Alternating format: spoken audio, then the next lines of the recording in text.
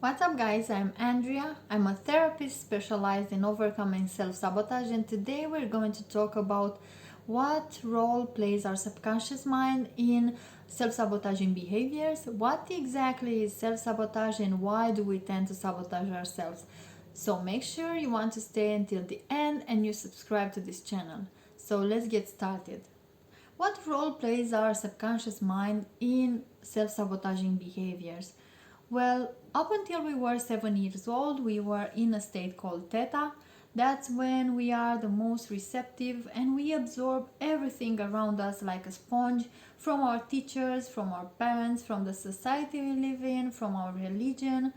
And these beliefs and behaviors and emotions will become the set of instructions that will help us later in life to function effectively. Think of our mind like a computer, and the information we stored is like a software that runs automatically most of the time. The thing is that this software runs in the background around 90% of the time, so unless we are aware of what programs runs there, we may unconsciously repeat the same patterns that do not support the life we want to create in our current reality and that are not even ours. So, where does everyone get stuck? Well, if the subconscious mind runs 90% of the time, and if the programs there do not support our conscious desires, we will feel like we are stuck and we will feel like we have a conflict inside of us.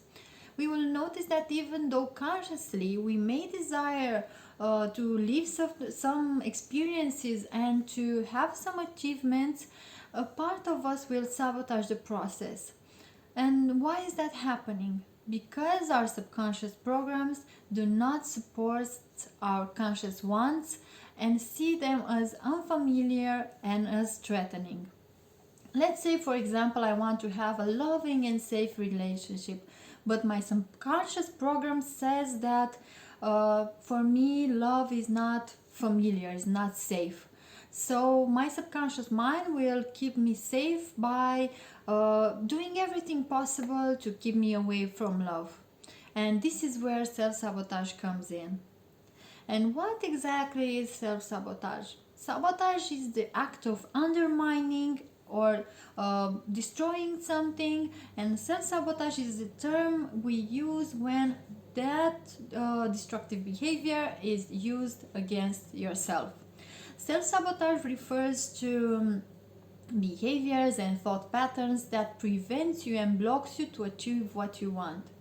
And behaviors are considered self-sabotage to be self-sabotaging when it affects every area of your life and it creates problems in your relationship, in your career, in your personal growth, or you may actively or passively can take steps to prevent you from achieving your goals, like having a healthy relationship or a successful career or losing weight, for example. When you are stuck in patterns and behaviors that creates problems, and when you undermine your own values. These failed attempts of achieving what you want will make you feel even more angry, discouraged, and frustrated with yourself, and you will prove to yourself that you can't or shouldn't do it. Self sabotage erodes your self confidence and your self esteem and creates problems, affects all your relationship in your life, including the one with yourself and the relationship with others. Why do we tend to sabotage ourselves? Well, there are many reasons why a person might act in a way that proves to be damaging to his or her own well-being. One reason someone may sabotage themselves is because somewhere in the past that behavior was adaptive. Self-sabotage happens when you do a certain thing that were adaptive in one context but are no longer necessary. In other words, those behaviors helped you adapt in situation like childhood traumatic experience or toxic relationship, and they made you feel protected and safe, and they were soothing and protecting you. But now those methods of coping can cause difficulties when your situation changes. Another cause of self-sabotaging behavior is pattern learned in childhood. The patterns laid in our first relationship tend to repeat in our current relationships as well, because we are attached to those patterns. It's really hard to let them go. They mean something to us.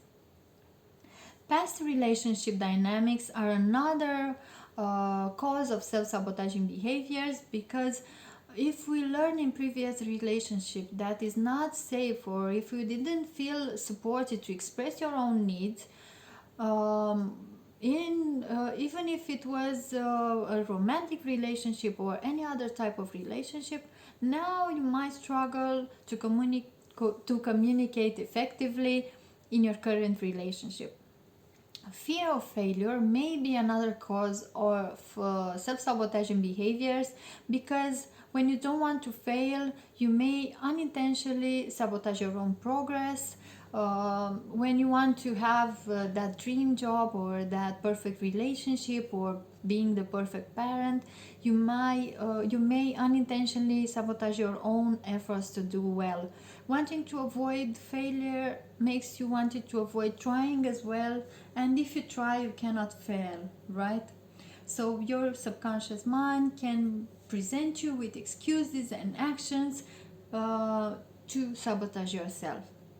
The need for control is another source of self-sabotaging behaviors, because basically some types of self-sabotage makes you feel safe, makes you feel strong, and ready to face anything that comes your way. Some types, for example, smoking when you are stressed, or drinking before having your dream date.